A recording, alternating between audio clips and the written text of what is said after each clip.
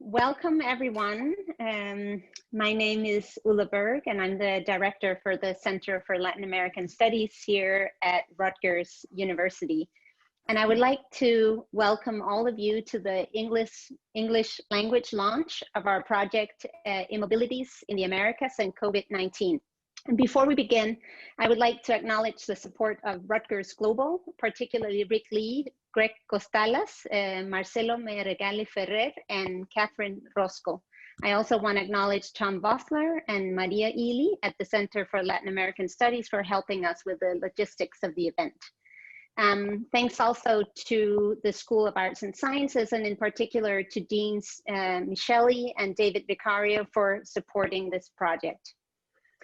Following the introduction to our initiative by Dr. Soledad Álvarez Velasco and myself, we will introduce the moderator for today's panel, Dr. Nicholas de Genova from the University of Houston, who in turn will introduce the modality of our discussion, and our panelists, Drs. Luin Goldring, Tanya Basok, Adriana, Maria Garriga-López, and Valentina Glockner along with Álvarez Velasco and myself. We're very grateful for the participation of every one of you, and especially to Dr. de Genova, who agreed to moderate our discussion here today.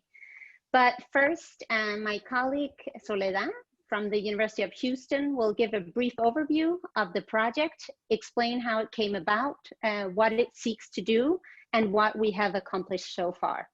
Soledad, adelante. Soledad, espérate. Soledad Álvarez Velasco. She's an Ecuadorian anthropologist and human geographer. She's currently a postdoctoral researcher in the Department of Comparative Cultural Studies at the University of Houston. Her research investigates the nexus between undocumented transit migration, violence, and the capitalist state, particularly in the case of the extended migratory corridor, Andean region, Central America, Mexico, and the United States. She's the author of the book Frontera Sur Chiapaneca, El Muro Humano de la Violencia. She's the founder and coordinator of Immobilities of the Americas and COVID-19, and a member of the US team. Ahora sí, adelante, Soledad. Thank you. Thank you, Ulla, for your introduction, and a warm welcome to the virtual audience that join us today. We are delighted, as Ulla said, to launch the English version of our project. I would like to thank the Rutgers Global team for all their support, and also the University of Houston for co-organizing this event. I send out a huge hug to my colleagues with whom we are sharing this conversation this afternoon, and also with whom we have been pushing this collective project. So let me briefly tell you how this collaborative, transnational, now trilingual, Spanish, English, and Portuguese digital project under construction was born. Following the shutdowns of borders around the end of March, more than 45 researchers that you can look at about them here on our webpage, from North, Central, South America, and the Caribbean, we virtually meet to ask ourselves this question: what repercussions do the closing and strengthening of borders, the limitation of the freedom of movement, and the imposition of forms of immobilization within national spaces have on the lives of migrants and asylum seekers, adults and minors, who the current pandemic found themselves on the move? Locating this question in the Americas has an analytical and political relevance. Most of its countries are senders and receivers of transnational flows, while others have also turned spaces of transit and of voluntary and enforced return. The continent is crisscrossed, as you can see, by routes used by Mexican, Caribbean, Central American, and South American migrants to reach the US, their leading migratory destination. And furthermore, in the last decade, intra-regional migration as well as extra-continental flows coming for places as far as Africa, the Middle East, or Asia have augmented in the 4 regions of our continent. For all these, in the Americas, the migrant struggle has not ceased. And as migrants' struggles proliferate their forms of mobility, so too do state forms of control. On the one hand, the weight of the US has been decisive in outlining the regional politics to control mobility. This is the country that has hardened the most its migratory policies, the one that deports most Latin American and Caribbean migrants, and the one that has externalized its border to safe third countries in the region.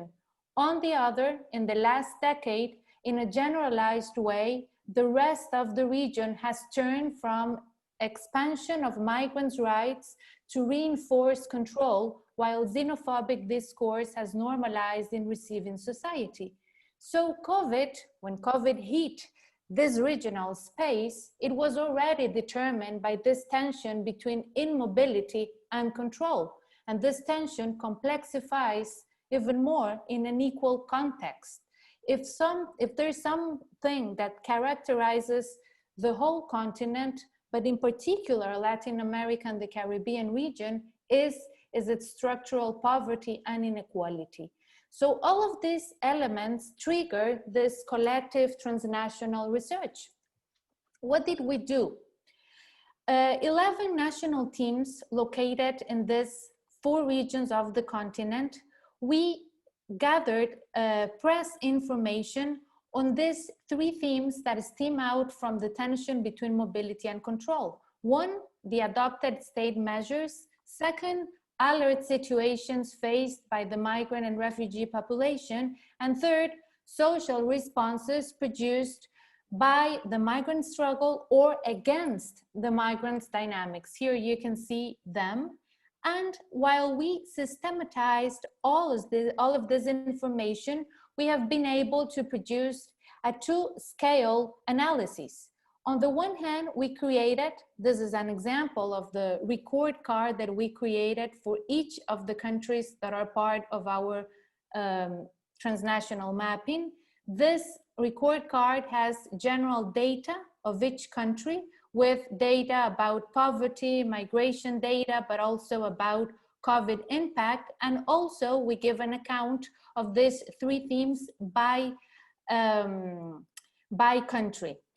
On a transnational scale, on the other hand, we produced an analysis around 11 common situations that are these ones, 11 common situations that are now taking place across the Americas. Today, with my colleagues, we're gonna discuss around them. Our 2-scale research has allowed us to create this website, which is already a digital archive that we can show that it has a lot of information that already serves for teaching and research, with the intention of showing the experience and the resistance of migrants. We have created this new section, which is called the polyphonic mapping. Polyphonic mapping is a digital audio map, as you can see here, in which we have gathered voices from migrants coming from different locations in the continent, with different ages, genders, nationalities, and sexual orientations, that they tell us how they have been facing the pandemic.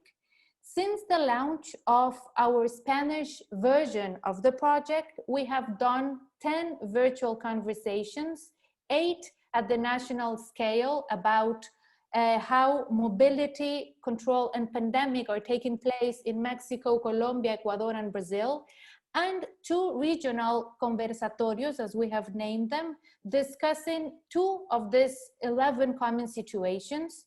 Each conversatorio has been recorded. As you can see, we upload our virtual conversation in this video, and we are producing a written piece that gathers the main reflections. We hope to do the same for the English-speaking audience. Since our project began, it has grown. Now we are more than 24 countries with more than 70 researchers working together. Yet, the current scenario, in this current scenario we are facing, it's much more complicated. As of mid-October 2020, nearly half of the total number of infections and deaths registered in the world occurred in our country, in our continent. This is no accident. 6 out of the 12 most affected countries in the world are located in the Americas. The US is the most affected, of course, but it is followed by Brazil in 3rd place, Colombia in 5th place, Argentina in 6th place, Peru in 8th place, and Mexico in 9th place. The Americas is indeed a geographical key space to understand not only the pandemic, but the magnitude of its social and economic impacts, including those disproportionately affecting the migrant and refugee population, as we're going to discuss later today. Now, I would like to give the floor, the digital floor, to Ulla, who will explain to you the next steps of our project. Let me introduce you, Ulla. Ulla Berg, she is an associated professor of anthropology and Latino and Caribbean studies at Rutgers University, where she also directs the Rutgers Center for Latin American Studies. Ulla's current research examines the effects of the US immigrant detention and deportation on migrant communities in Ecuador and Peru. She's also conducting a rapid response project of the spread of COVID in New Jersey Detention Center. She co-coordinates in Mobilityin the Americas, and she's also a member of the US team of our project. Ulla. Muchas gracias, Soledad. Thank you. So as you have heard from Soledad, we have a lot of good and ongoing activity within this large transnational network of scholars and activists. And looking ahead, we are working to both consolidate and also slightly scale up the project for the next phase that lies before us. So one of the initiatives that we will be offering in spring is that Dr. Álvarez and myself are planning a jointly taught 3-credit undergraduate course that we'll offer in spring 21, where we will bring together students from Rutgers University and the University of Houston for a joint experience learning about the impact of the pandemic on migrant and refugee populations across the Americas. We're also applying for several digital humanities grants to be able to reorganize the way that we enter data on the site and continue to update and expand both content and analysis beyond the initial gathering and systematizing country-specific COVID and migration data. Because one of the issues that we have faced is that when we first started this project, we were gathering data sort of with a sense of urgency, and while we still have this sense of urgency, we're also realizing that we can't just continue to pile upon the initial model that we had. So we're currently looking to develop a database to have a more systematic way of entering new data into the project. In the past few months, we have also expanded our analysis of these materials, and several members of the network have publications in the pipeline that are related to this project. We're also currently in the process of developing an editorial project in Spanish with CLACSO, or the Consejo Latinoamericano de Ciencias Sociales. So stay tuned. The web address to the project is in the chat box, I believe. And I would like to now move on to introduce our moderator for today's event. Nicolas de Genova is a professor and chair of the Department of Comparative Cultural Studies at the University of Houston. His widely circulated academic work has contributed significantly to migration studies, border studies, citizenship studies, social legal studies of migration, urban studies, and ethnic studies, specifically Latinx studies. He's the author of various publications, including Working the Boundaries, Race, Space, and Illegality in Mexican Chicago. He's also the co-editor with Natalie Pritz of The Deportation Regime, Sovereignty, Space, and the Freedom of Movement. He's the editor of The Borders of Europe, Autonomy of Migration, Tactics of Bordering, and the co-editor with Kant Yildiz of Roma Migrants in the European Union, Unfree, mobility. He has served as an advisor, as an interlocutor for this project since the very beginning, and we're very grateful for that. So Nicolas, the floor is yours. So thank you, Ulla, for that generous introduction. Maybe to begin, I would just like to congratulate Soledad for the remarkable initiative that brought this project about. As Soledad outlined, this has become a collaborative endeavor that, that includes more than 70 researchers across effectively the entire Western Hemisphere, and is a model of the kind of collaborative research that, that really sort of amplifies and multiplies the possibilities for thinking transversally and transnationally in the midst of what is a global public health crisis, as well as the accompanying economic crisis. I think it's noteworthy that the pandemic has become the occasion for more draconian measures of bordering all over the world, where migrants and refugees are figured as as vectors of contagion, where a rationale of quarantine becomes a basis for more violent forms of border enforcement, and inevitably exposes migrants and refugees to exceptional and extraordinary kinds of risk. And certainly we've seen this in much of the Americas, as this project showcases. It's my pleasure and an honor to be a project advisor and a contributor and collaborator in this greater network, and I'm pleased to be here. So without further ado, I want to just say briefly what our format will be today. We'll have 3 rounds of questions, 3 organizing questions that will be addressed by the members of the panel, each one taking 4 to 5 minutes to address each question, and then we'll open it up for question and answer. I want to encourage everyone that has a question or comment to direct those questions into the Q&A function of the meeting. The chat is open for more general questions, but in general we will aim to ask you to direct your questions into the Q&A function and not the chat. So I also want to just recognize that behind the scenes, I'm being assisted by Monica Salmon, who's a graduate student, a PhD student at the New School for Social Research, who will be assisting with that moderation of the Q&A. Please excuse the doorbell if you happen to hear it in the background here.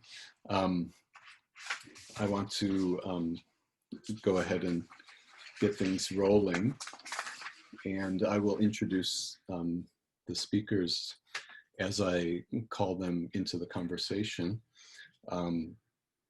We'll start with the first question, and then I will sort of intersperse introductions of each of the panelists as I call them forward. The first,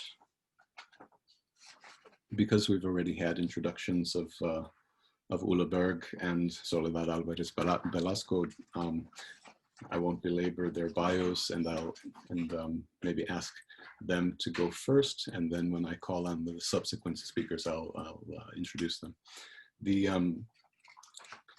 So the first question I'll ask Ulla to address with respect to the United States case, and the same question then will be referred to each panelist. Since the beginning of the pandemic, several measures to control mobility have been adopted across the Americas. What is your assessment of the impact that these measures have had on the migrant and refugee population in the particular region that you're studying? In this case, Ulla, I'll ask you to talk about the United States. Great. Thank you, Nicolas, for moderating and for kicking off our discussion here. So the United States has historically hailed itself as a country of immigration, but has in recent years been increasingly more hostile to migrant and refugee populations.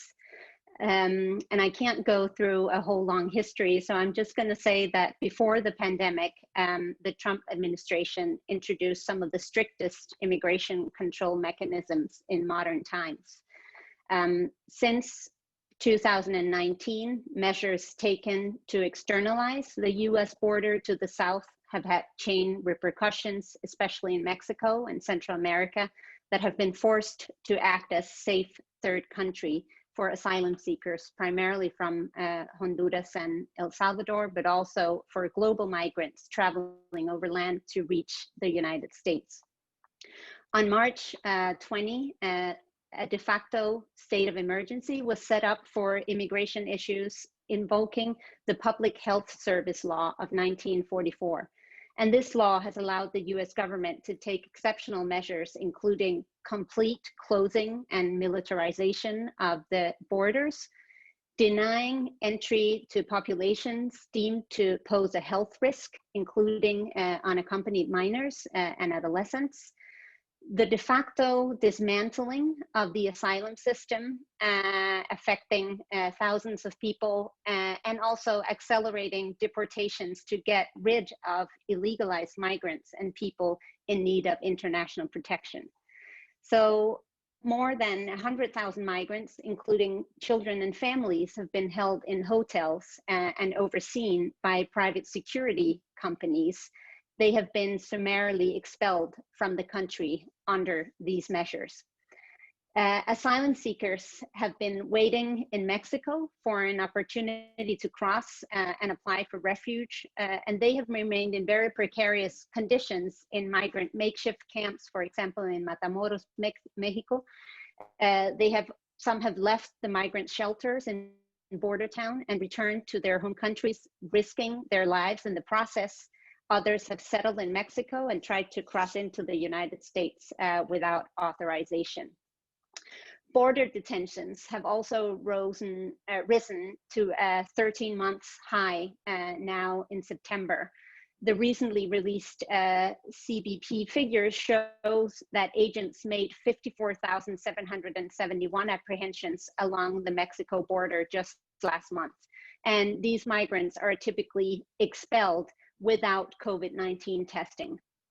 As of March 17, the resettlement of global refugees has been suspended at least until November. Legal migrants have also faced new challenges. In July 2020, USCIS announced that it would delay the furlough of as many as 14,000 employees planned for early August until the end of the fiscal year. USCIS has also issued new fee schedules that have significantly raised the fee charges for certain benefit and made them more difficult to access. Internally in the United States, immigration rates, arrests, and deportations have not stopped during the pandemic, producing fear within immigrant communities. And while the overall numbers of detainees in ICE contracted facilities have dropped to 19,791 as of recent days, from an average of 50,000 in fiscal year 19, detention facilities have served as an incubator for the spread of the virus. More than 6,400 have contracted the virus while in ICE detention, and 8 have died. Other sources estimate that this number is higher. Detention and transfer between facilities and deportation have continued throughout the pandemic, also contributing to the regional spread of the coronavirus. Guatemala, Honduras, Mexico, and El Salvador have, excuse me, that's a problem when you have Siri open on your phone. It starts to listening to your conversation. Have served as an incubator for the spread of the virus. Okay, so Guatemala, Honduras, Mexico, El Salvador, and Ecuador account for 88% of the 3,171 deportation flights year to date. For example, on August 21, a deportation flight carried 60 unaccompanied minors to Guatemala, of which 8 tested positive for the virus upon arrival. And just I want to finish by saying that migrant communities in the US, along with the US Latino and African American residents of the United States, have in general been 3 times as likely to become infected as their white counterparts. Latinx between the ages of 40 and 59 have been infected at 5 times the rate of whites in the same age group, according to data from the Center for Disease Control and Prevention. So needless to say that the effect on migrant and refugee populations is profound, and that it will be felt way beyond a reliable, even when a reliable vaccine becomes available. The rise in unemployment will also have lasting effect on immigrant communities throughout the hemisphere. Thank you. Okay, thank you, Ulla. I will now hand over to Soledad to speak to the broader context of South America. Okay, thank you, Nicolas. South American countries around the mid-March declared themselves in health emergency and closed their borders. In some cases, they even militarized their frontiers. That were the cases of Colombia, Ecuador, Peru, and Chile. Severe curfews and states of exception were also imposed by various governments like the Ecuadorian and the Chilean government, limiting, of course, the free mobility within national spaces.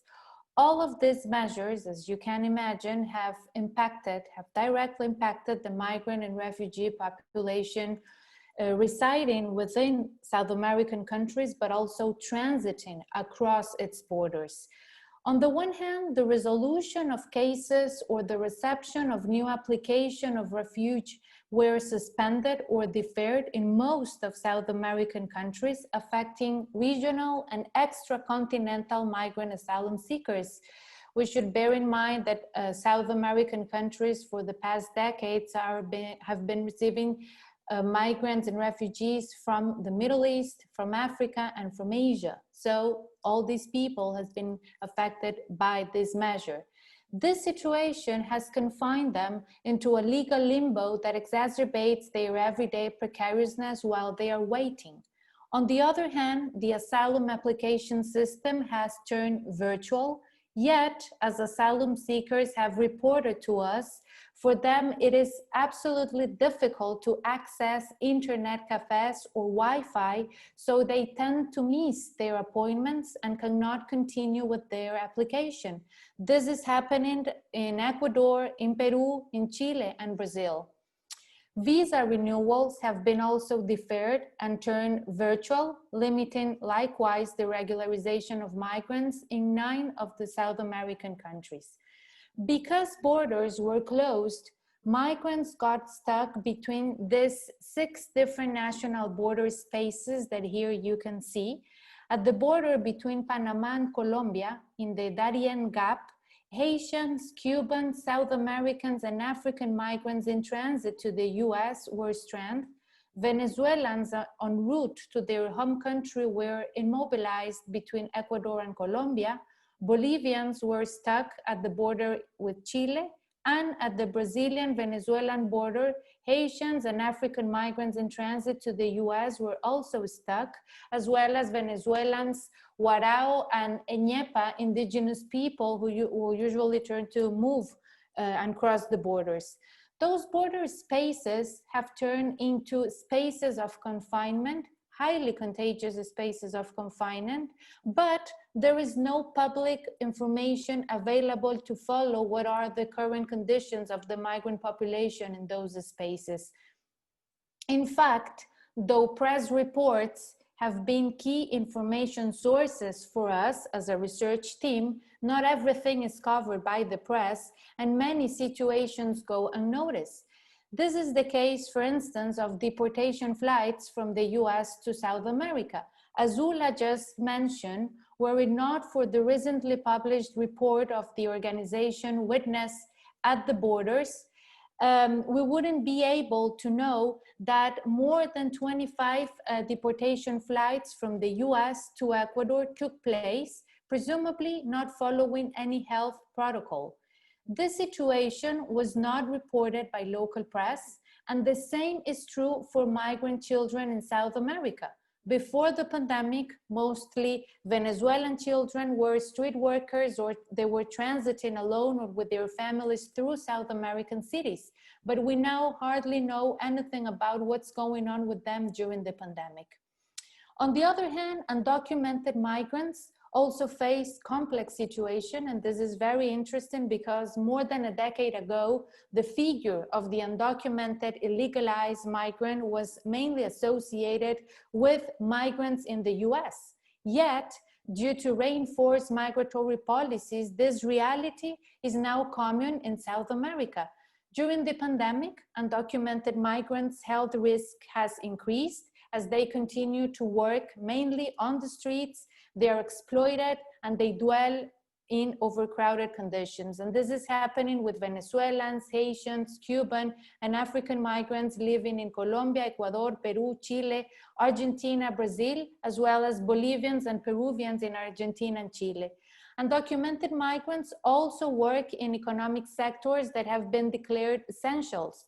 For example, they are agricultural workers, Venezuelans or Peruvians in Chile, Ecuador, or Colombia, for instance, or they also work in the distribution of food. This is the case of Venezuelans working in most of South American countries. Though they are essential workers, they don't have any measure to protect themselves. And finally, I would like to say that South American governments, as elsewhere, have implemented social and economic relief programs, yet those programs are mainly directed to nationals in the national territory. There is an absence of such measures for their diasporas abroad. Remember that South America has been historically been a sending migrant region, but there's nothing for their diasporas on the one hand. On the other, undocumented migrants, asylum seekers, or refugees living in their national spaces have not received any protection nor relief. I should mention two notable examples. First, Argentina provided health care and financial assistance to Argentinians living abroad who have lost their jobs. And this is maybe the most extreme case. Despite its far-right government, Brazil has implemented an emergency aid program providing a 3-month payment of around $100 for citizens and also for migrants, of course, regularized migrants.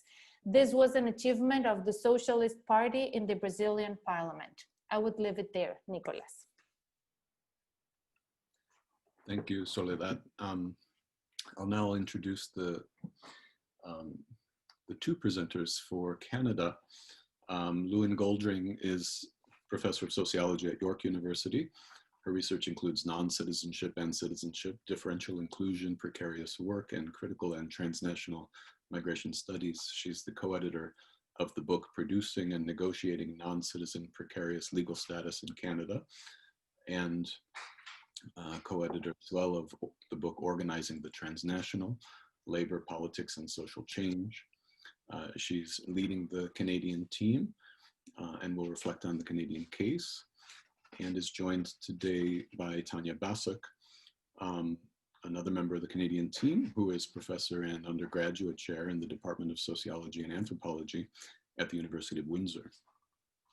Tanya's research includes migrant rights and pro-migrant advocacy in Canada, Mexico, and Central America, labor rights and social integration for Mexican farm workers in Canada, and of female migrants in South and Central America, Mexico, and the Caribbean.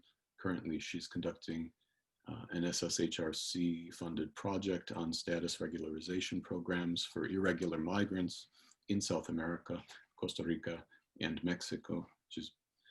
She's another leader of the Canadian team, and they'll be sharing the presentation today for Canada. Just to reiterate the that first question, then with the introduction of several measures to control mobility across the Americas, what's your assessment of the impact that these measures have had on the migrant and refugee populations in Canada? Okay.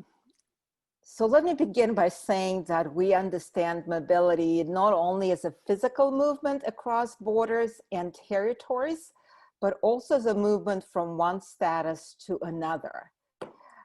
So we will respond to this question by addressing two issues. First, we will explain different categories of entry into Canada, emphasizing that these categories are not static, but there is a fair degree of mobility between them, from less secure to more secure statuses and vice versa.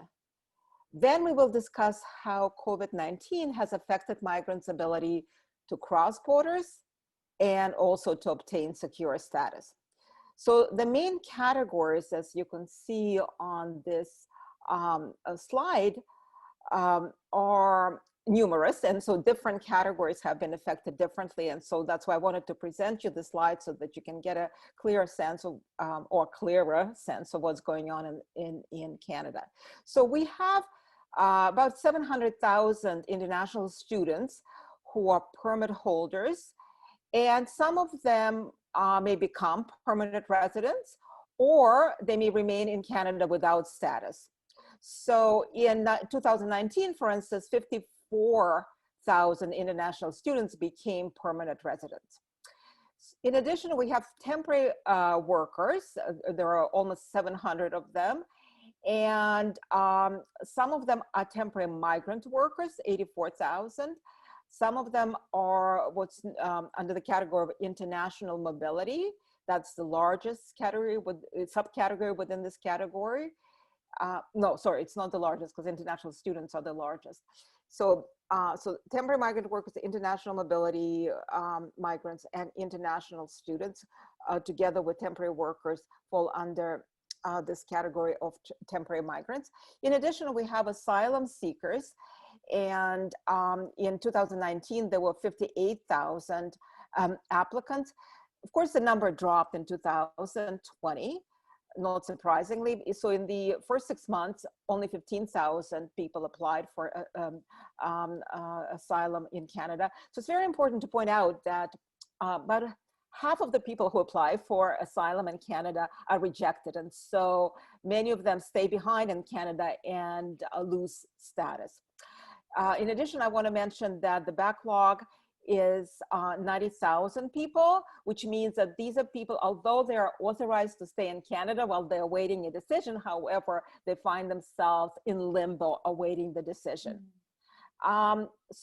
Claims, I should mention that asylum claims can be made at the point of entry as people fly into Canada or cross at the US-Canada border, but if they cross at the US-Canada border, because of the safe third country agreement, they would be returned back to the United States. So therefore, those who come from the United States often enter between ports of entry. And so in fact, 35% of the 55,000 asylum people who claimed asylum in Canada in 2018 crossed the US-Canada border between ports of entry. In addition to claiming asylum in Canada, Canada accepts refugees from overseas, and we have 28,000 of them in 2019. Canada also accepts migrants under family reunification. And so between economic immigrants, family members, and refugees selected from overseas, there is over 300,000 immigrants admitted to Canada in 2019. Finally, I want to mention that visitors' visas are also granted to those who wish to come to Canada for a visit, and some of them overstay, and some choose to apply for asylum or remain in Canada without status. And family, one last point on that is that those who come under family sponsorship may also become illegalized if family sponsorship breaks down. Okay, so I quickly want to show this bar graph, and then I will stop sharing. I want to talk about how COVID-19 has impacted migrants' mobility. And again, keep in mind that we're talking about mobility in terms of mobility between statuses as well as the physical mobility. So for international students, for instance, entry to Canada depends, their ability to enter Canada depends on whether they're coming from the United States or from other countries, although this distinction will disappear as of October 20th.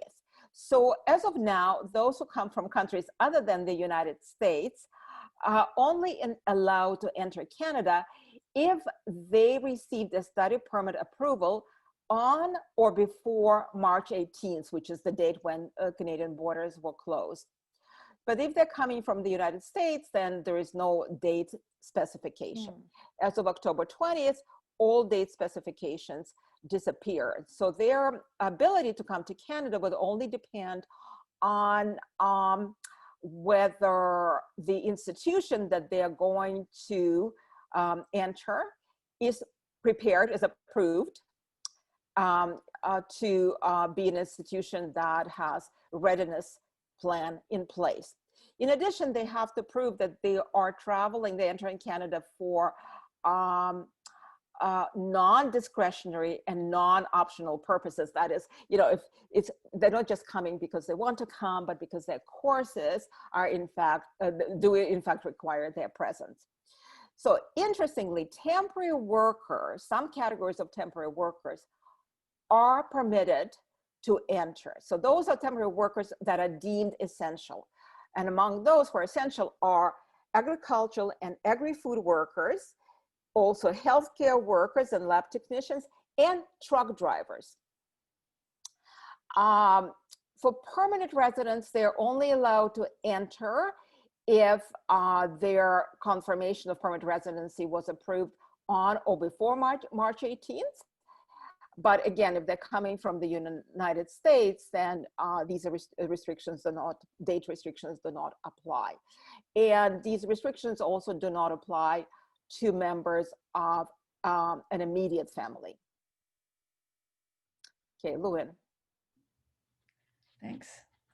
Yeah, so I want to say a little bit about refugees, and really overall access to humanitarian protection has suffered tremendously because of mobility controls. This is particularly true for people who were seeking refuge as claimants.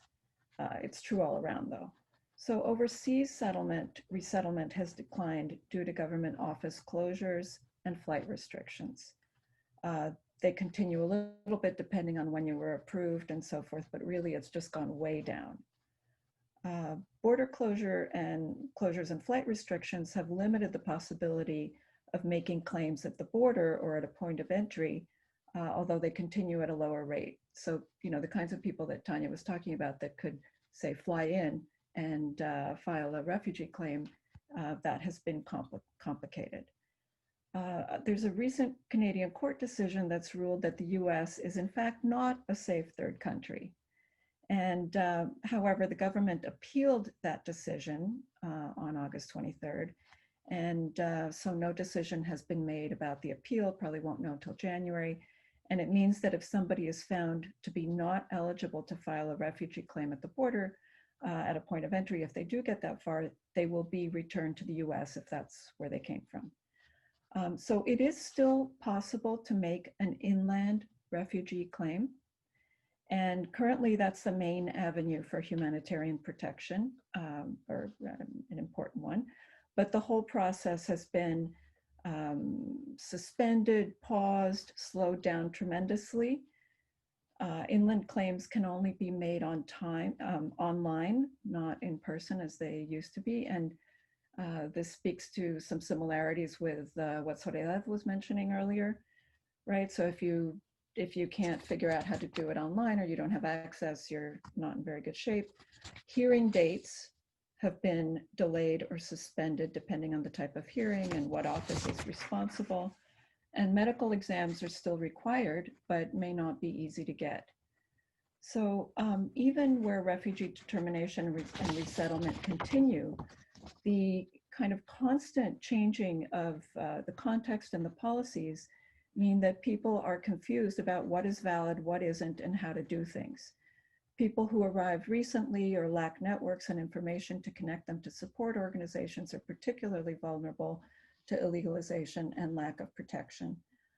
As for deportation, the government has paused deportations except for, quote, seriously criminal cases. Tanya.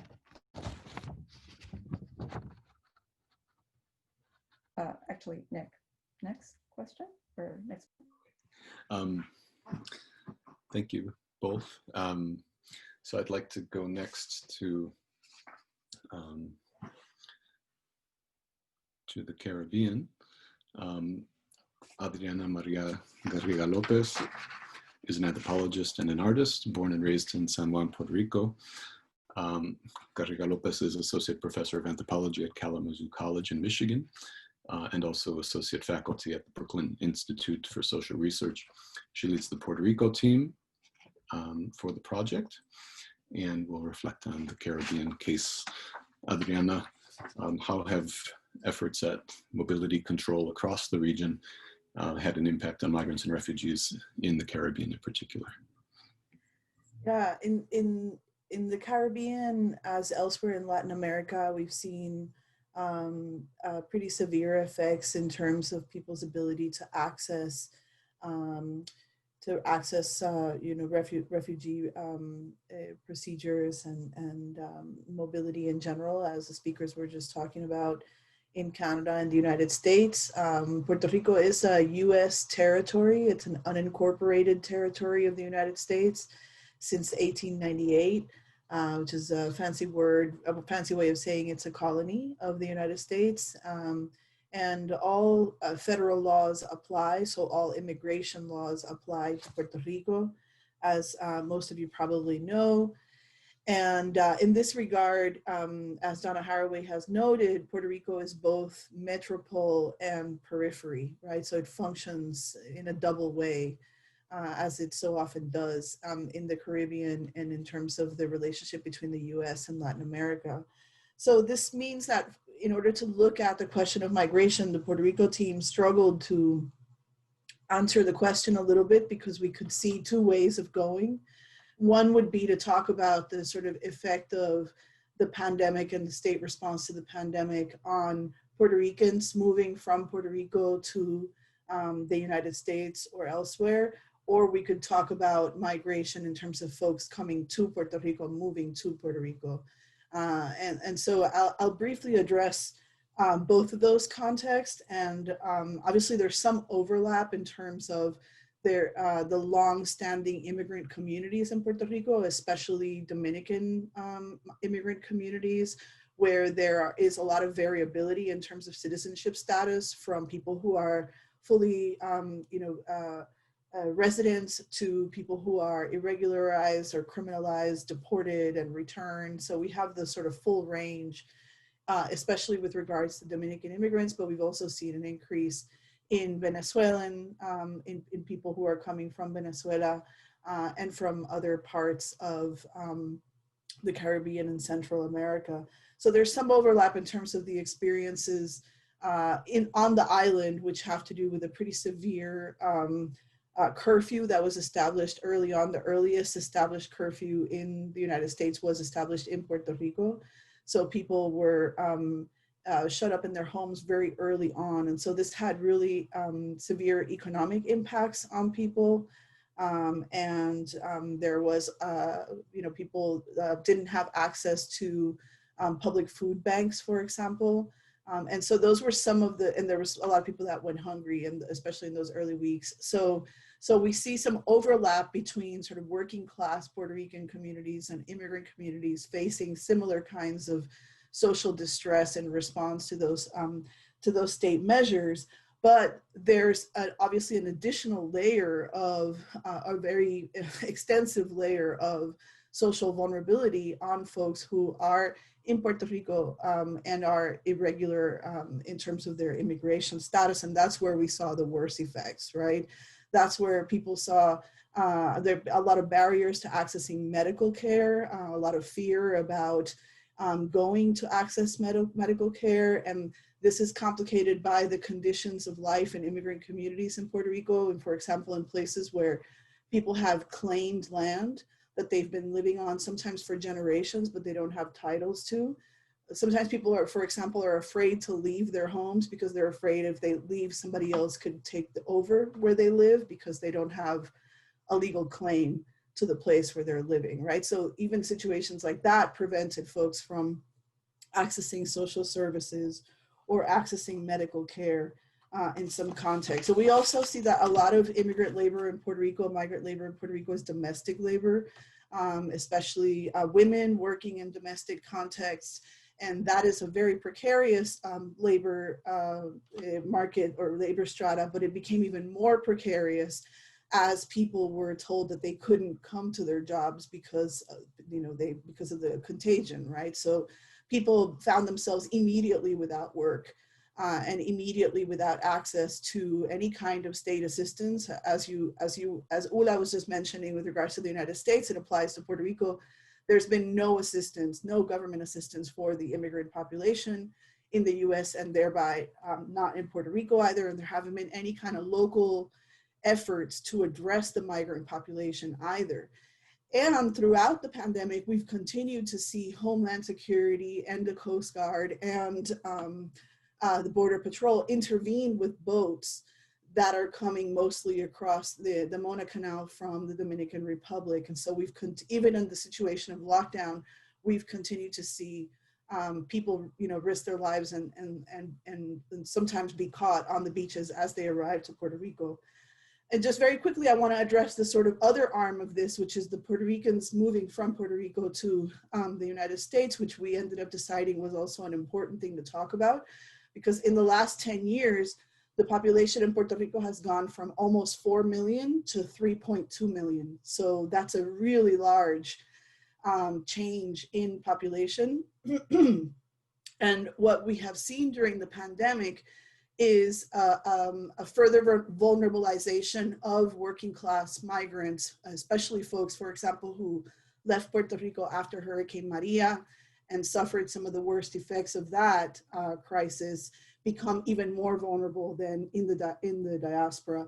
And finally, we've also seen some evidence of a pretty large number of people returning to Puerto Rico during the pandemic. And so that's something that I find really interesting. What is driving that kind of return migration at this point? Thank you, Adriana. And finally, we will have a presentation from Valentina Glockner, who is a Mexican anthropologist working at El Colegio de Sonora as a Sonora-CONACYT. She specializes in childhood studies and the anthropology of migration in the state. Her research in Mexico, India, and the United States explores reflexive and participatory methodologies as well as strategies for ethnographic self-representation. She's a founding member of the Colegio Infancias, a network of researchers specializing in the social study of childhood and migration in the Global South. She's been a fellow at the Institute for Advanced Study at Princeton and at the Matias Romero program. She is a member of the Mexico team and will reflect on both Mexico and the Central American cases. Valentina. Yes, as my colleagues have already shown, the COVID pandemic exacerbated many crises and emergency situations that were already in place for migrant people. Though there might be some elements that are distinctive in Central America as well as in Mexico. For example, the hardening immigration policies and the externalization of borders. The violence of deportation flights, transporting people held at the detention centers in the US affected by COVID to several Central American countries where migrants have faced discrimination and have been deemed as spreaders of the disease by their own communities are one of these examples. These actions have also revealed the racism and contempt that governments of the sending countries themselves have for their migrant citizens, refusing to receive their own deported citizens in some cases, and forcing them to quarantine in deplorable conditions like newspapers shown in Guatemala and Honduras. In El Salvador, the president decreed that people entering the country through non-authorized border points will face judicial charges, which further vulnerabilized and criminalized the immigrant population. Cooperation activities for militarization and the closure of borders between countries of the region have intensified. We have information that around 27,000 Mexican soldiers were deployed in both its borders, and more than 5,000 US soldiers and 540 additional troops were assisting the border patrol on the US-Mexico border alone. The violence of express deportations or deportaciones en caliente at the US-Mexico border under Title 42 not only exacerbated violations of due process, but also increased extra-legal deportations that occur without any official record, and which have included families and not accompanied children, both from Mexico and Central America. One of the consequences of this has been the increase in the crossings and deportations of Mexican unaccompanied children and teenagers, many of whom have been recruited by drug cartels at several border points, which are not included in the deportation agreements.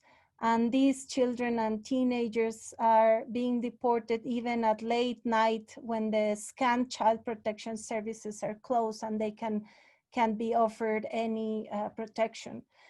This has also encouraged recruiting networks and drug cartels operating at the border to recruit them at the same points where they are being sent back.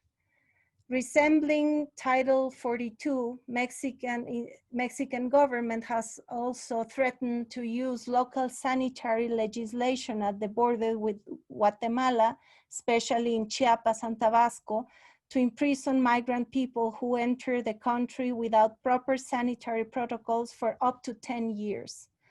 Guatemala has adopted also new measures to reinforce the border with Honduras with the help of US government, and some reports have shown like, sorry, I missed the word, citizen vehicles transporting people back to their countries. The critical situation in which shelters and kitchens were already experiencing throughout Mexico has also deepened, with the interruption of many volunteer donation and solidarity chains. Fortunately, many groups have responded, increasing their strategies of help and care, but many migrant peoples have lost their jobs as well as the scant possibilities they had to survive by working on the streets or the informal economy, both in the northern and southern Mexican borders. It also seems that the closure of the border by the pandemic has intensified the corruption that already existed in the management of the waiting list that organizes and regulates families and people who are waiting at the border to request asylum in the US. And this has become one of the biggest issues generating conflicts and disputes between Central American and Mexican immigrant people clustering at the border. One very important issue that the pandemic has deepened is that the closure of the asylum system and the way it has been disencouraging people to claim asylum in Mexico as well, where asylum claims have dropped in more than 50%. The situation for jornaleros or internal migrants in the agricultural industry hasn't been any easier, as many lost have lost their jobs due to the contraction of the economy, but must have had to work with no legal and no health protection measures. That's it. Okay, thank you. I'll go to the next question then, and we'll take another round with answers from everyone.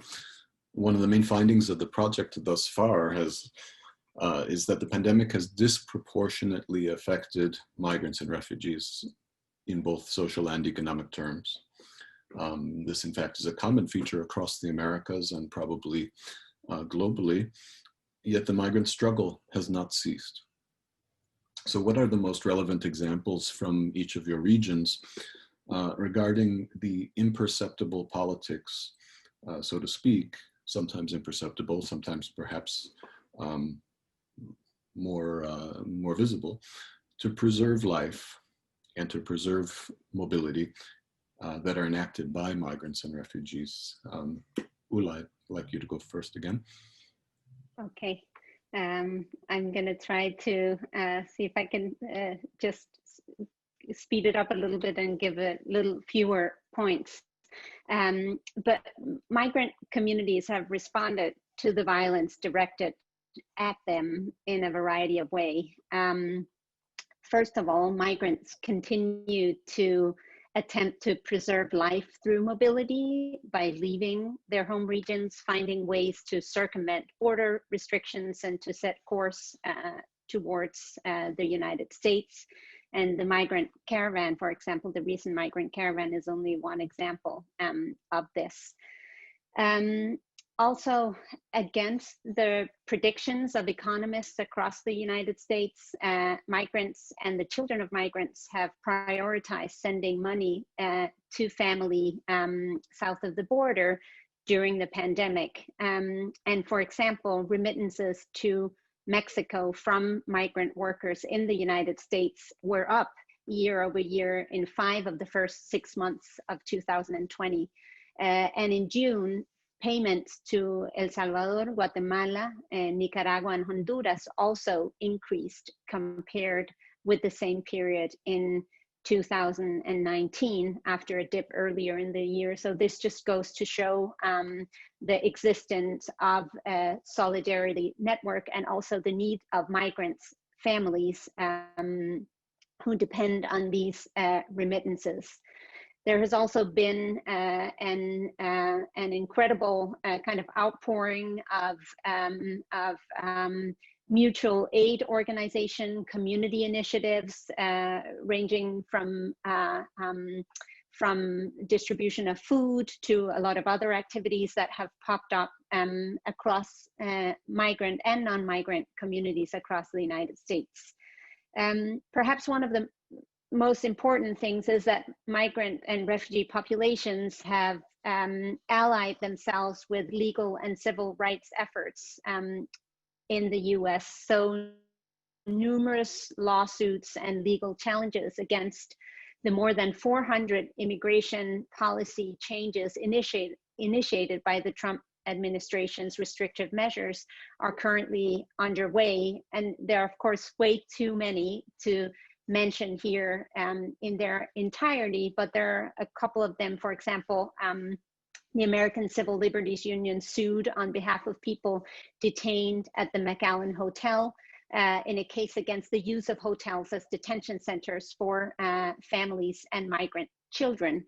And there has also been protests, for example, against the student and exchange visitor program modifications that would strip foreign college students of their visas if the courses they took this fall were entirely online. And there was a lawsuit by Harvard, initiated by Harvard University and Massachusetts Institute of Technology, or MIT, who sued the Trump administration in federal court. And in addition to that, there has been several lawsuit, amicus, and temporary restraint measures presented. And as a result of the kind of organizing and legislative efforts and legal challenges, the modifications for foreign students were withdrawn by the Trump administration on July 14th.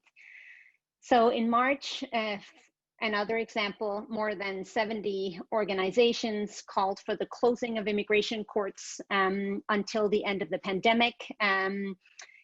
On March 18th, the Executive Office of Immigration Review in the United States postponed non-detained immigration hearings.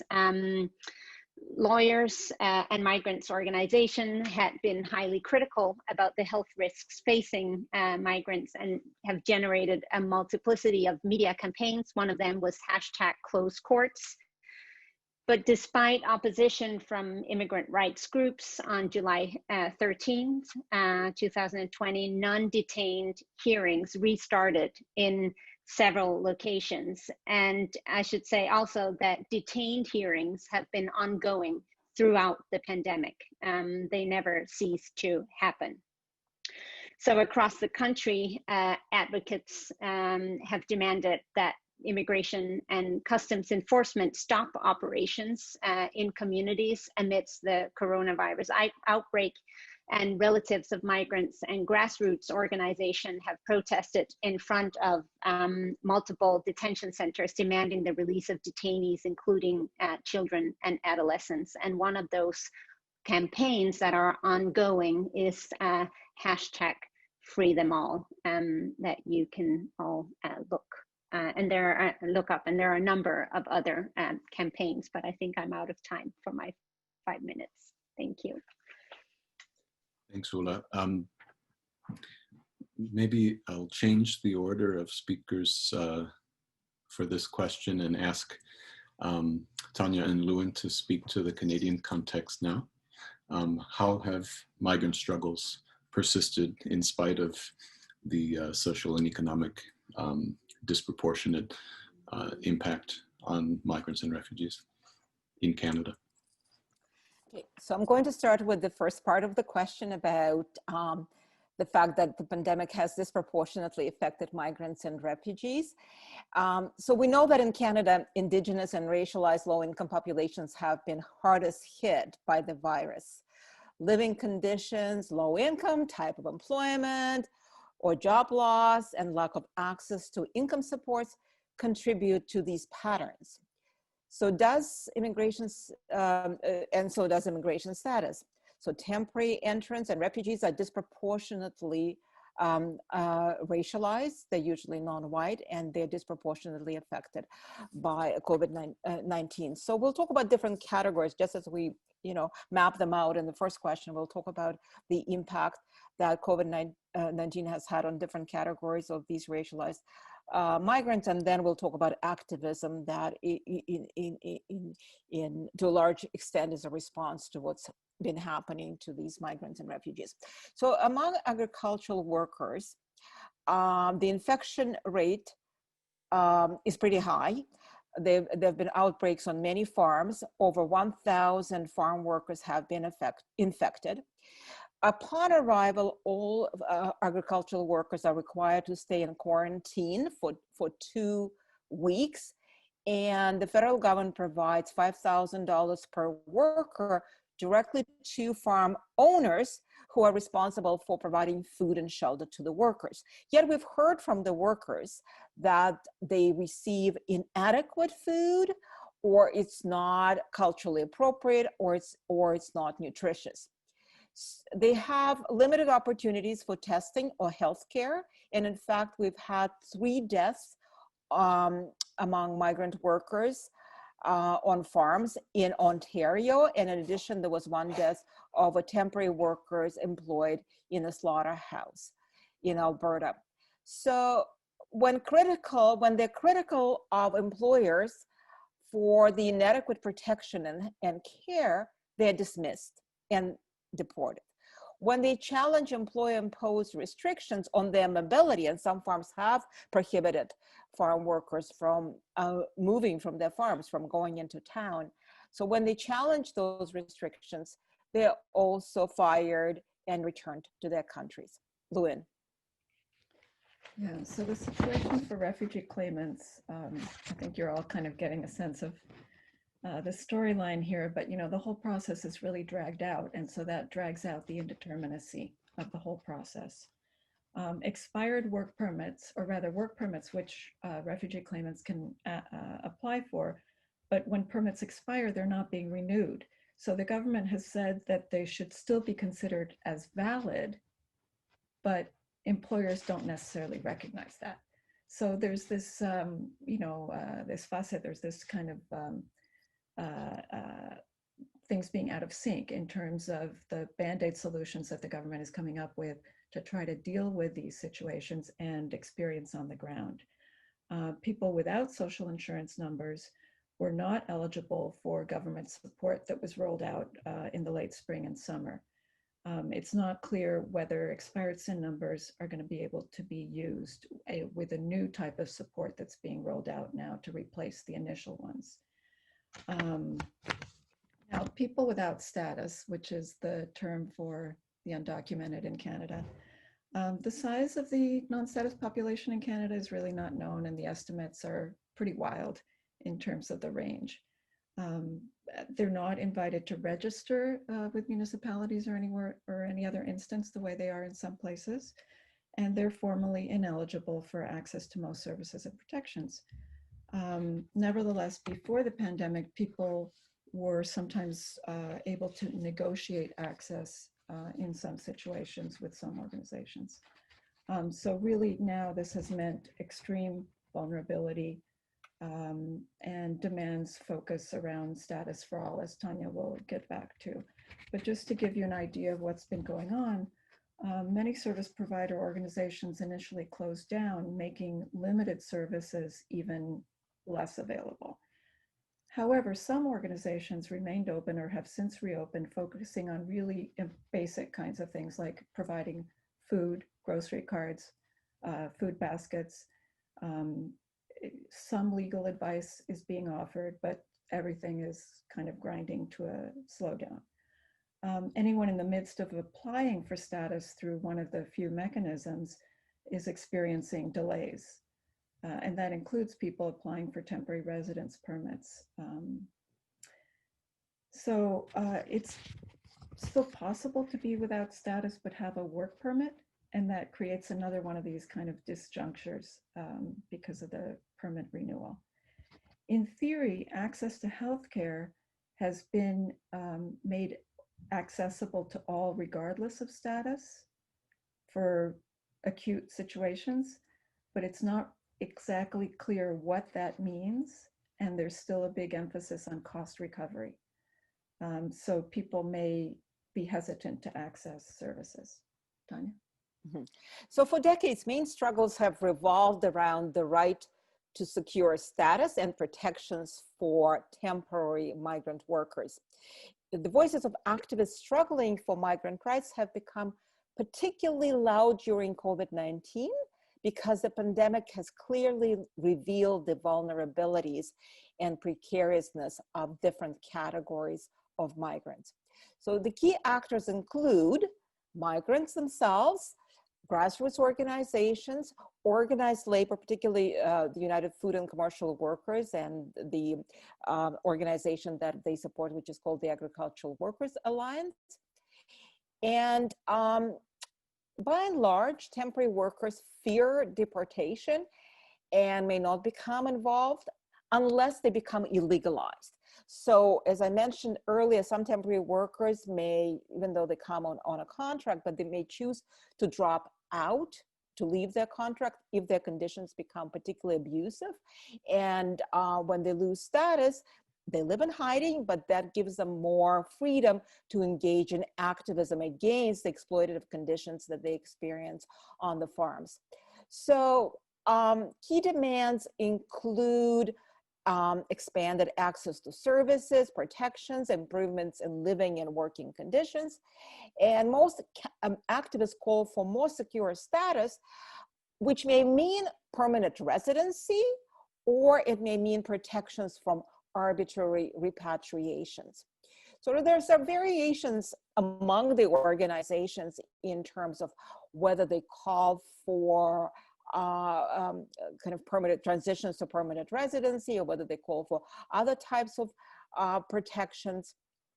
Also depends on the category of immigrants that they are trying to advocate for. But for organizations such as the Migrant Rights Network, it's there and the Migrant Workers Alliance for Change, they're demanding status upon arrival for everyone, for temporary, they disagree with temporary migration. They call for status upon arrival and status for all other categories of precarious migrants.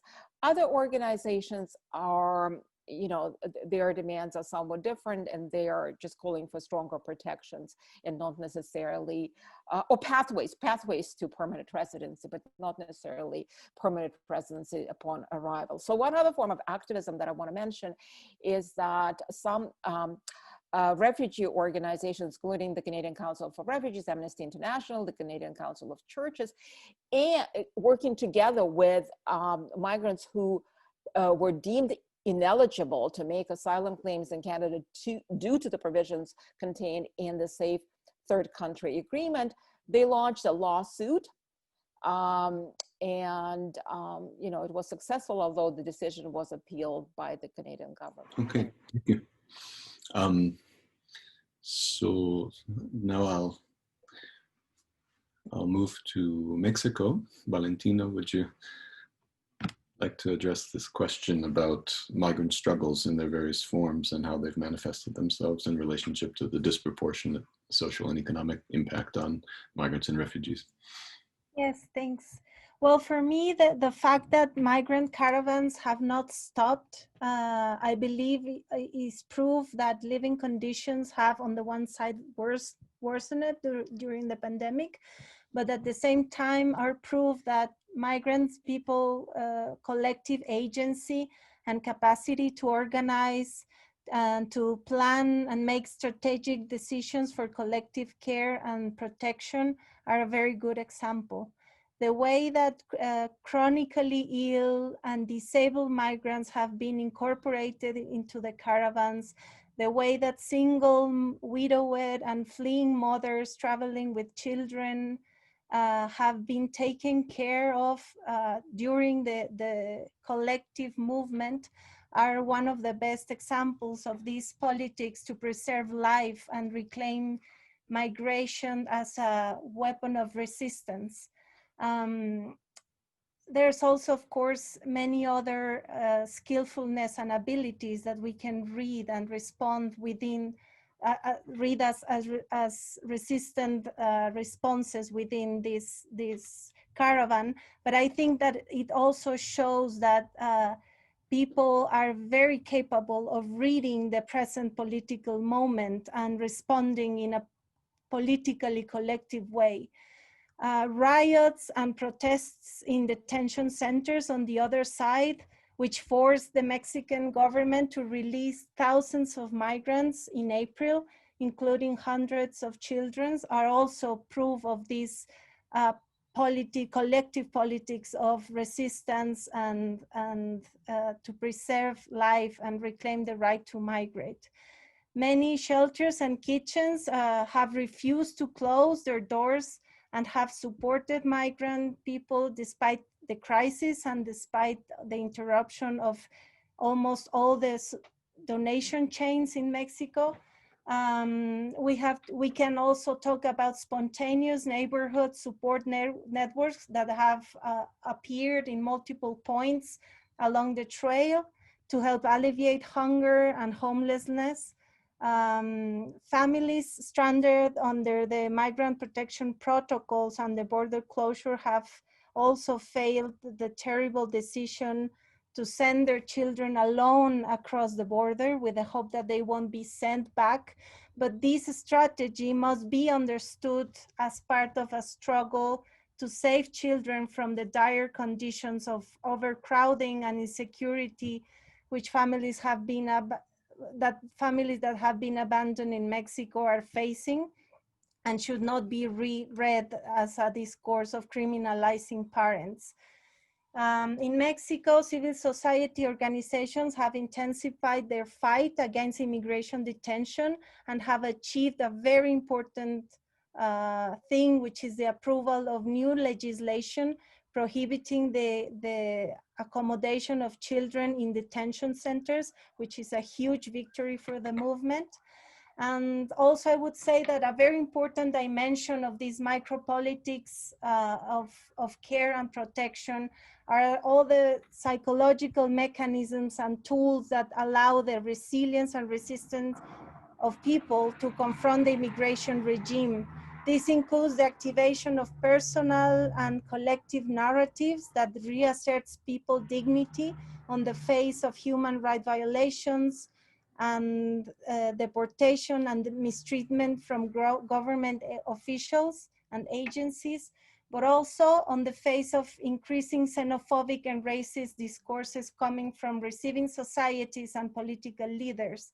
These narratives talk about the dreams that sustain people in the most dire conditions and what gives them strength. They stress people's honesty, capacity to work, their capacity to love and take care of their families and their communities. And this might be a less easy manifestation of these politics, less easy to see and to track and to document, because it goes into the very personal lives and experiences of migrants. But it's really important to put attention into these narratives and these narratives that talk about the dignity and the unbreakable spirit of migrant people. Thank you, Valentina. Your comments remind me of a lyric from a song by Bob Marley that I'm very fond of, that I think is always very appropriate when thinking about migrants, and particularly illegalized migrants, which says, some people have hopes and dreams, some people have ways and means. And it, and it resonates with the spirit of this question about imperceptible politics, right?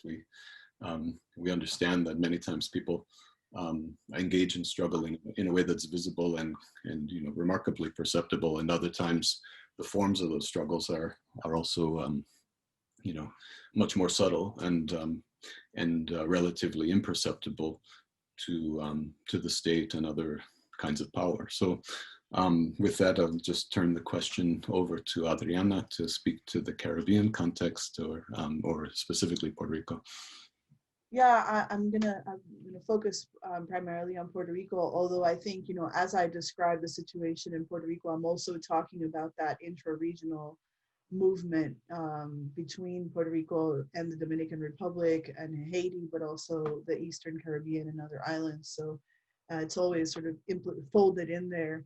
Puerto Rico exists in a kind of maritime border, or it represents a kind of maritime border for the United States. So that entire corridor between the Dominican Republic and the Eastern US Virgin Islands is a kind of catchment area also for the Border Patrol, right?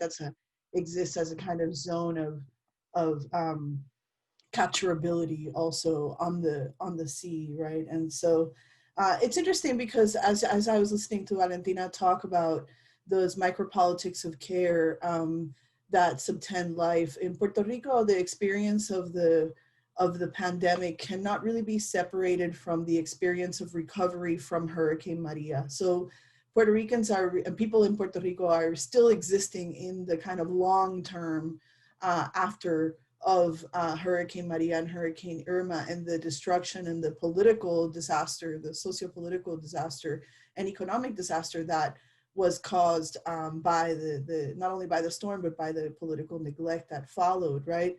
And so the situation of the pandemic follows on the heels also of a series of earthquakes, as you're all probably aware, and of course the hurricanes, which were situations that were extreme and which led to the creation of very, very dense networks of mutual aid and interpersonal care of the sort that Valentina was just talking about, right? That is explicitly politicized and became even more explicitly politicized during the summer of 2019 as part of the protest that ousted the Puerto Rican governor the then Puerto Rican governor, Ricky Rosselló. So these practices of care already exist within a kind of political vocabulary in Puerto Rico that is itself embedded in a long history of Caribbean solidarity and Caribbean exchange between people like artists and farmers and feminists, right, that have created for many decades these networks of exchange and care that became so fundamental and so central to the possibility of survival for so many people, especially after the hurricane season in 2017, but again, reprised after the earthquakes and then with the pandemic. And so Puerto Rico exists in a kind of, in that embeddedness with its Caribbean context, and at the same time, in an unacknowledged bloqueo, in an unacknowledged blockade, right? The United States won't allow Puerto Rico to receive any aid that doesn't come from the United States. So that is, for all intents and purposes, a blockade. And that has exacerbated the situation that people have been living in after the hurricane, after the earthquakes. But I do want to say something about the sort of community activism that has occurred also among migrants in Puerto Rico that has provided some limited access. It's been based primarily in non-state, sort of invisible to the state kinds of organizing that we were just mentioning in, but it has been fundamental to both migrants in Puerto Rico and Puerto Rican migrants in the United States, right? So in Puerto Rico, it's been crucial to providing, for example, access to testing for not only migrants, but also working class or, very disenfranchised folks who who lost everything after the earthquakes or after the hurricanes, et cetera. And it was these community organizations that provided not only sort of immediate care and response to the disaster, but then also coalesced into public health efforts that were community directed, that involved physicians and nurses and laboratories and people who drive people to get tested, and this kind of complex architecture that was completely independent of the state, and that was made possible by this accumulation of years of solidarity work and migrant solidarity work in particular. In this role, in this regard, the role of the Centro para la Mujer Dominicana has been absolutely fundamental. That is an institution run by a Dominican woman who's lived in Puerto Rico for a long time and has a pretty extensive network and works with a lot of women who do domestic labor in Puerto Rico. And these solidarity networks have also sustained Puerto Ricans in the diaspora in the United States, especially again with the impact of these compounded disasters, right? And now the pandemic, those networks have also been fundamental to sustaining people's families, people's access to healthcare, people's ability to move between Puerto Rico and the United States.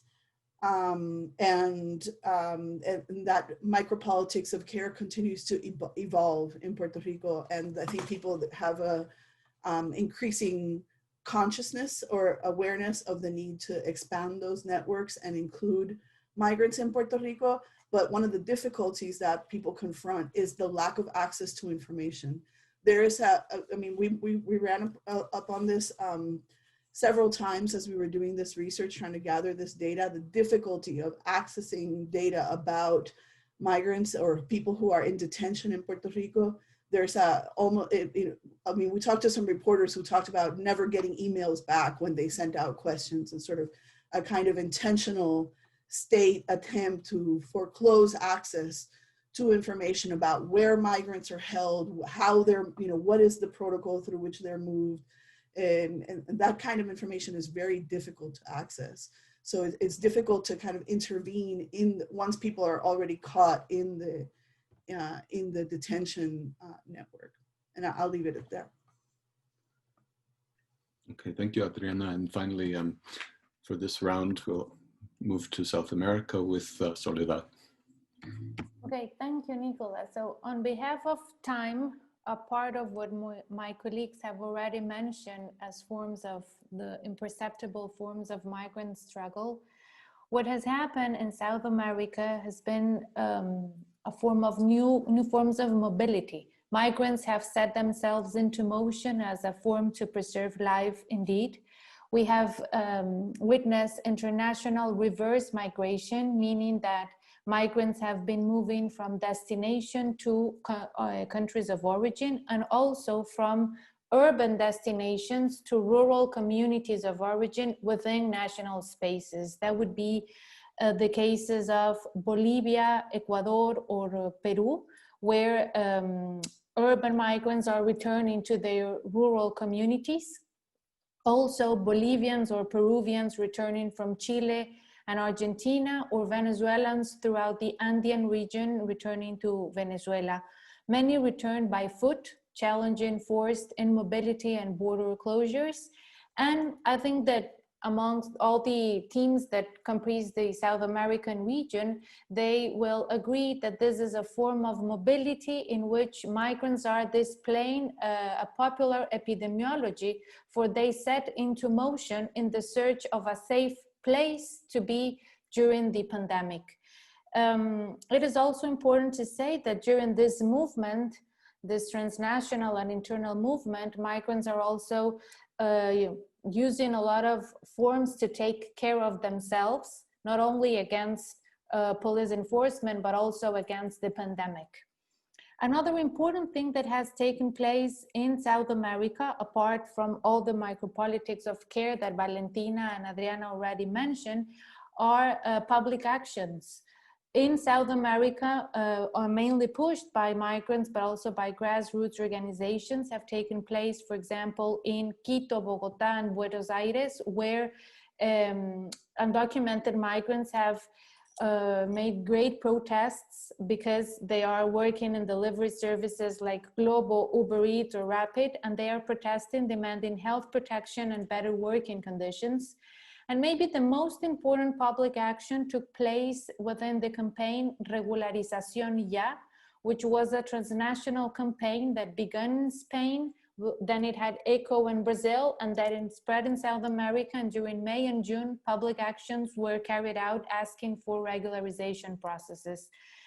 And finally, just to add something that has been worried us as a network of research, is that although network solidarity fights for migrant rights are taking place across South America, xenophobic aggressions against the migrant struggle regrettably also abound.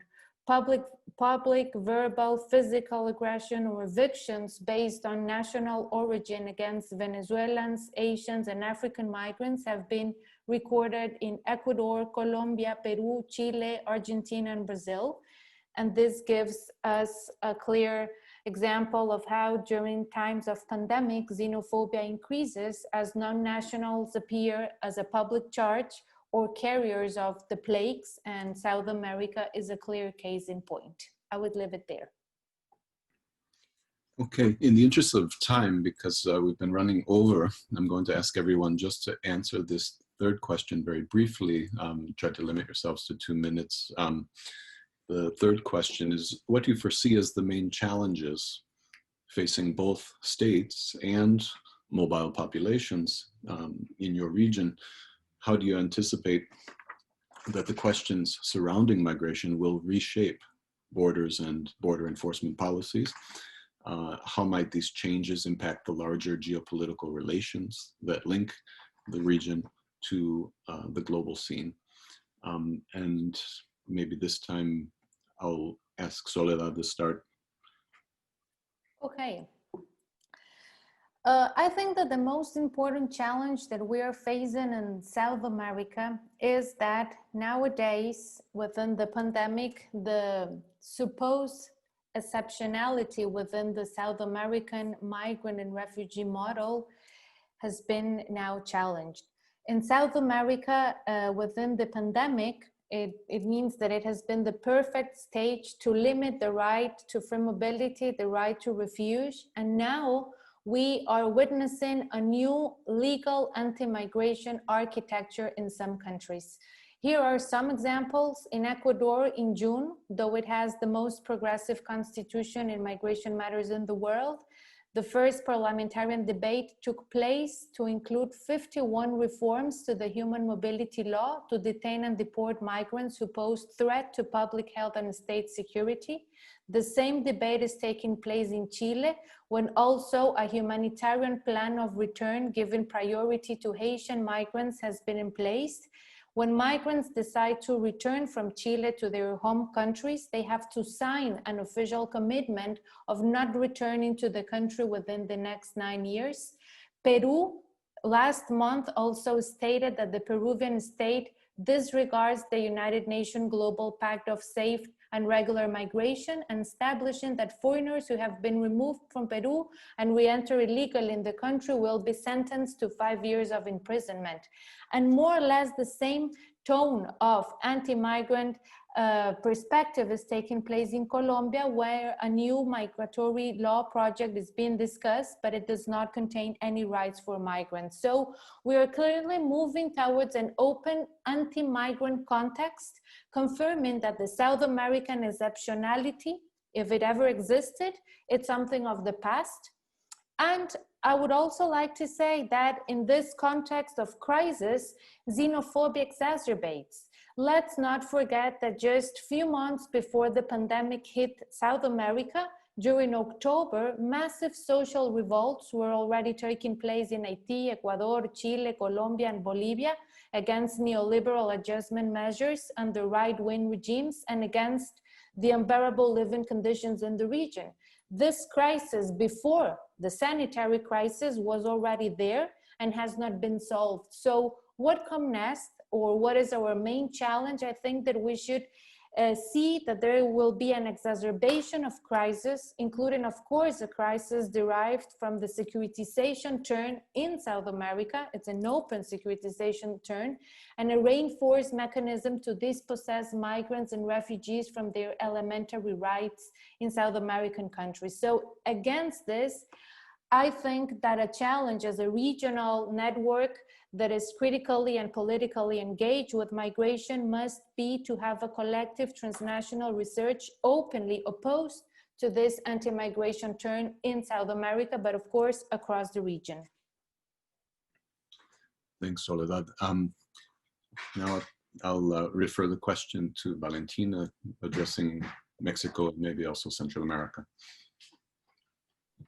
Yes, well, I'm going to be try to be very brief. One of the main challenges I foresee for Mexico is the recognition of its internally displaced population.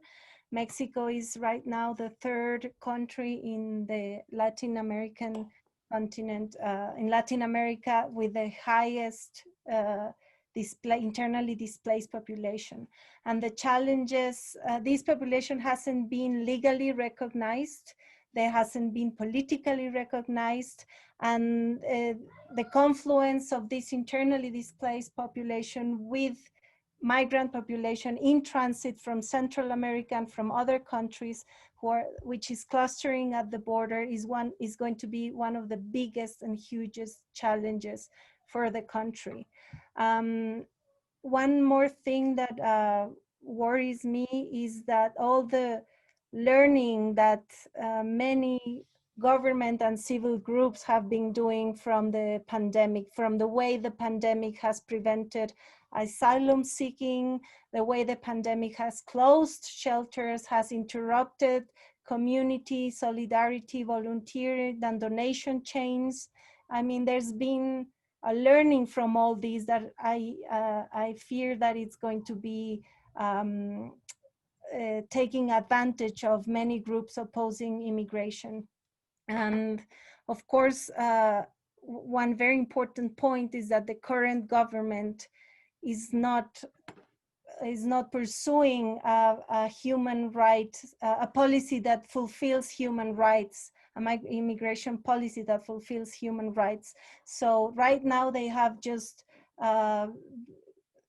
lied on the militarization of borders, the criminalization of migrant people, and they have to perform a very, very important turn in the immigration policy before this further violates human rights, but also creates the polarization of communities and society.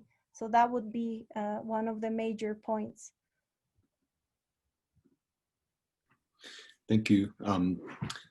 So now I'll refer the question to, maybe in the interest of time, either Tanya or Luin to speak to Canada. Yeah, well, this is a big question, and 2 minutes just doesn't do it. So I'm just going to say a couple of things. I think one challenge for Canada, and I'm focusing a little bit more on state challenges for the state, is how to deal with Canada's reputation in the world.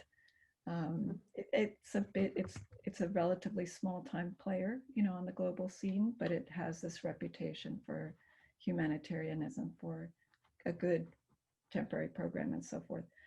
How to negotiate that in the face of all the challenges that have arisen. The pandemic has certainly been an opportunity to really highlight the problems facing migrant workers, their conditions, and so forth. So the tensions that this is bringing up, I think, is one question.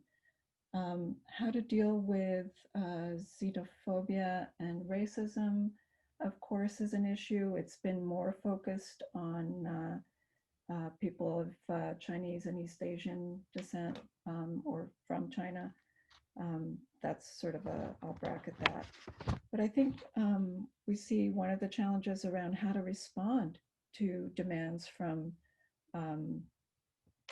disparate constituencies, from refugees, migrants, and advocates, the demands around status, getting rid of tied work permits, bad housing conditions, you know, all of these things that have really been thrown into sharp relief, how to address those, given also employer demands and interest to continue to have migrant labor under these conditions. So that's a tension. And whether, another challenge, I think, is whether they're going to consider, there's going to be consideration of any kind of serious regularization program for those who are currently in the country, and what form that would take. Right now, there are a bunch of little tiny programs, a pilot for this, a pilot for that, but they're tiny and they're very narrow openings. So that's one question. And another might be around some of the use of AI and border artificial intelligence and bordering, and how biometrics and all of that is going to take place. You know, the balance of efficiency versus privacy, the appeal of less bias because, oh, it's just the algorithm, as opposed to, of course, people who are programming these things. And this is something that Petra Molnar and a colleague of hers have talked about. And, you know, we don't really know what that's going to do to, especially to the refugee determination system. So I'll leave it there. Okay, thank you. And now I'll relay the question to Ulla to speak to the United States. Thank you, Nick. So just I want to say one thing, because I agree with what both Soledad and Valentina have said, that the main challenge across the hemisphere is to stop nation states from eroding the already drastically reduced access to mobility and protections. And in the United States, the #1 challenge is to restore the legal protections undermined by the Trump administration's more than 400 proposals, and at a very minimum, to realign US immigration policy in accordance with international laws and conventions that the US itself has signed and currently is in violation of. And that include undoing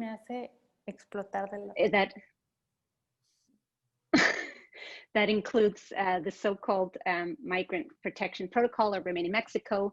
It also includes working towards an immigration reform to regularize the undocumented population. It includes to reinitiate the resettlement of global refugees that have been suspended since March, and a number of other things. And I want to say, and that's my one thing that I'm going to say, is that a potential Democratic win at the November 3rd elections in the United States is no guarantee that any of this will happen. So my ask to everyone is just to be very vigilant of that, regardless of the outcome of the election. Thank you, Ulla. And Adriana, speaking to Puerto Rico and the Caribbean. Good point, Ulla. I try to make a couple of points quickly. One is I think that there will continue to be a population transfer in Puerto Rico. So at the same time as we see large numbers of Puerto Ricans leaving, we're going to continue to see large numbers of US Americans, especially very wealthy ones who are benefiting from tax breaks, et cetera, coming into Puerto Rico, buying up land. And there's been a sinister turn to the right in terms of discourses of xenophobia, with people talking about there being xenophobia against white Americans in Puerto Rico, at the same time as there is not a recognition of the actual xenophobia against primarily Black Caribbean migrants in Puerto Rico. So there's this very sinister turn around the discourse of xenophobia that I think we have to keep an eye on. I think Puerto Ricans will continue to be ignored, and public health needs in Puerto Rico will continue to be neglected by the Trump administration and probably also by a Biden administration. I also think that climate change may likely lead to inter-island collaboration. It will make inter-island collaboration necessary in the Caribbean in short order. And finally, I think people in Puerto Rico and in the Caribbean will continue to be in solidarity with migrants, continue to provide shelter and sustenance and care to migrant populations, and continue to grow the links of solidarity among Caribbean people. Okay.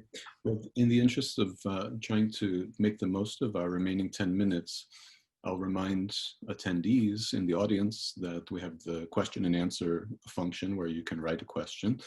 I'll remind panelists that you can use the hand raise emoji that appears in the participants column to flag to me that you might want to weigh in on any given question or conversation. And I'll also ask the panelists to look at the Q&A as I read these two questions for you, so that that may assist in you following the questions. They are there in the Q&A and visible to all of us, but I'll share them.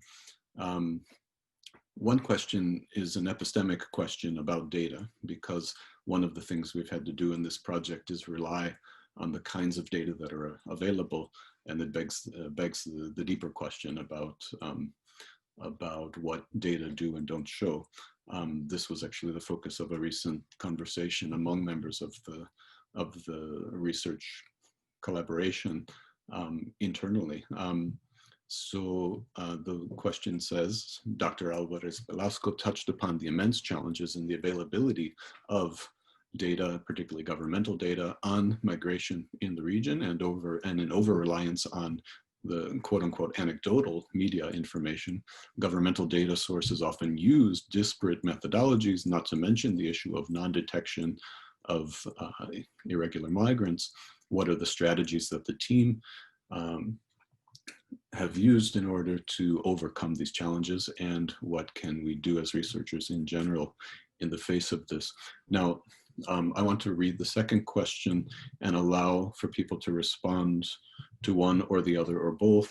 The second one really amplifies this last round of questions, our third question, which is from Craig Damian Smith, pointing to recent World Bank data around the impacts of COVID-related immobility and remittances is quite staggering and goes beyond personal narratives to larger economic and human development trends. Some states in Latin America and the Caribbean rely on remittances for 10 to as much as 30% of GDP.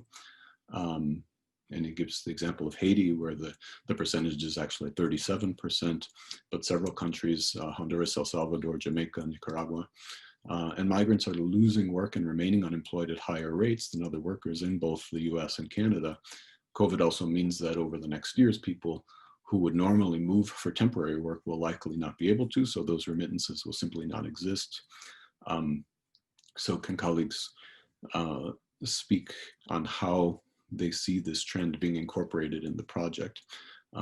Again, I think that amplifies, and again, the question about how we forecast and anticipate various challenges that will be presented, in this case, focusing on the question of deepening poverty and extreme poverty as drivers of future migratory movements. So I'll open it to all of you. Certainly people can just chime in randomly, but also feel free to use that hand raise function to make sure that I can see that you're interested in adding something. I can say something. So thank you for your questions about data, because this is one of the main points that we have been discussing amongst our team, our large network of researchers, how to gather data within a pandemic on the one hand, on the other, how to use or how to read between the lines of the information that we are gathering. In the first phase of our research, what we did, as I said, we were focusing on press reports as our main resource, as our main information resource. However, we have not left aside our ethnographic huge source, because most of us come from an ethnographic background, meaning that we have been in touch, in contact with migrants and refugees. And part of this research, of this network of researchers, aims to produce counter narratives in terms of producing different information. And one example of is the polyphonic mapping. We need to produce more information that comes from communities, from migrants, in order to contrast, in order to read between the lines of press information, and also to reflect upon situations that have been left aside. Many situations have been left aside because they are not of interest of the public media, they are not of interest of the public agenda of governments, of course. So this has been one of our most important aims, to bring together one source of information, press reports, yes, but also contrasting the information with the voices of the migrant and refugee population with whom we are working. But we are aware that that's a challenge. And as Nicola said, one of our conversatorios reflected upon the politics of data and the politicization of data. This is not something that we have sorted out, but we are working in that. One thing that I've noticed, that since the pandemic started, since the lockdown began, researchers and activists are brought more closer together than before. And maybe I'm speaking about my own experience, but I know in the case of Mexico, the kind of a lot of academics are already involved in a lot of activism. Even before the pandemic, there's been a kind of a integration between these two commitments. But in Canada, I know a group of researchers who just couldn't stay still in light of what was happening, and we formed some networks and we've started organizing. But part of it is also data gathering, right? Because as many of us are in touch with some grassroots organizations that provide direct support for migrants. And through direct supports, they also gather information and they share this information within the network. So for me in particular, be kind of focusing on agricultural farm workers, I know that I've learned a lot by being engaged in some activism and being in touch with activists on the ground. Yes, I would like to address the second question. I think it's a very relevant one, and I'm going to address it from the perspective of jornaleros or internal agricultural migrants and international agricultural migrants who have been quite invisible throughout this pandemic and invisibilizados. And what I think is going to happen if we lose the possibility for this temporary migration is that this, on one side, is going to put more pressure into illegalized, undocumented immigration throughout the border, because these families are not going to find like replacement jobs in Mexico that easily. in a very like dystopian scenario, which might look dystopian, but is not dystopian at all. I see like even people even selling health certificates for these people to go working in the agricultural fields. I even see people being smuggled around, like maybe health vigilance in the border. I think it's just going to like impose the creation of new networks of human smuggling and trafficking that will adapt to the new health prohibitions and control at the borders. And I also think that if these communities and migrant people will not have the possibility to go to harvest produce in other countries and within Mexico, there's going to be, of course, a huge economic impact. But in the southern border, I don't think that would happen. What would happen is that they would continue coming with more, and they will face more discrimination and xenophobic discourses now on the basis of health and public health. Adriana? Thank you for those reflections, Valentina and Tanya. I agree with Ulla that there's definitely a lot of continuities in the analyses that we've presented and heard here. I was just thinking with regards to the question of the invisibility of data. Puerto Ricans in particular are not considered migrants because Puerto Ricans are US citizens, so there's no data that can be accessed directly about Puerto Rican migration. It has to be inferred from labor data or other kinds of housing data. And when it comes to Puerto Rican industrial labor in the United States, after Maria, we saw a lot of recruitment taking place in Puerto Rico precisely for the kinds of industrial food production jobs that have become the focus of infection in the Midwest right now. So so I think that there's a lot of questions that need to be investigated around the effects of COVID-19 on the Puerto Ricans in the industrial labor force, and in relationship to other kinds of migrants or people, people on the move. So I think there's just that question of the availability or visibility of migration in regards to Puerto Rican mobility, I think is really important and has just a lot of dimensions. And it also is part of the way that imperial and colonial power takes place and happens in Puerto Rico, and it obscures itself, right? It obscures access to its own machinations and workings in the imperial periphery. So that's what I was thinking about, and just thank you to everybody for your presentations.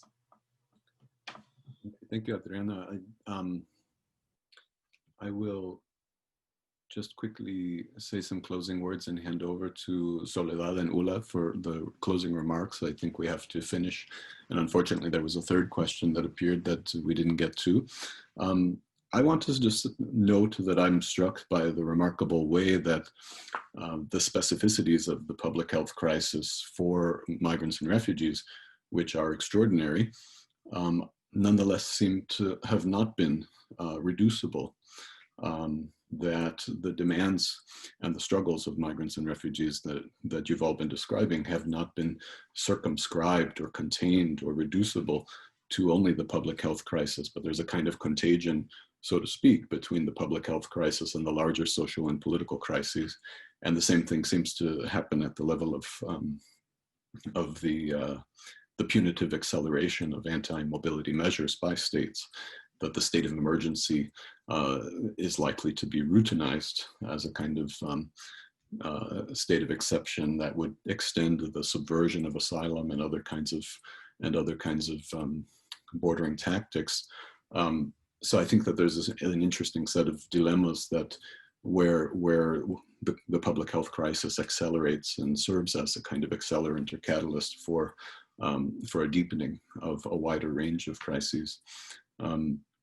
And from this point of view, it's interesting to think about whether this by now familiar notion of climate refugees will also yield the notion of COVID refugees, pandemic refugees. But I'll leave it at that and ask Soledad to make a closing remark.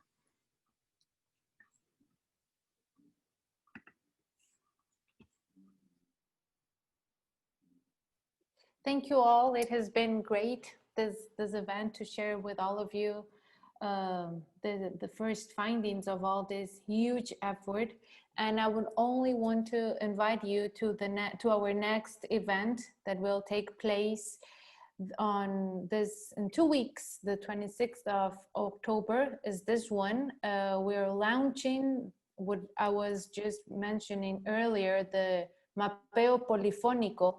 And in this event, leaders from different migrant grassroots organizations and migrants themselves would speak with us, telling us how they are facing and how they are struggling and how they are resistant against the pandemic. So you are very welcome, and we really want to invite you to take part of all the events that we are organizing. Ulla. I also just want to say thank you to all our panelists for your wonderful participation. The session have been recorded and we will upload it to our site.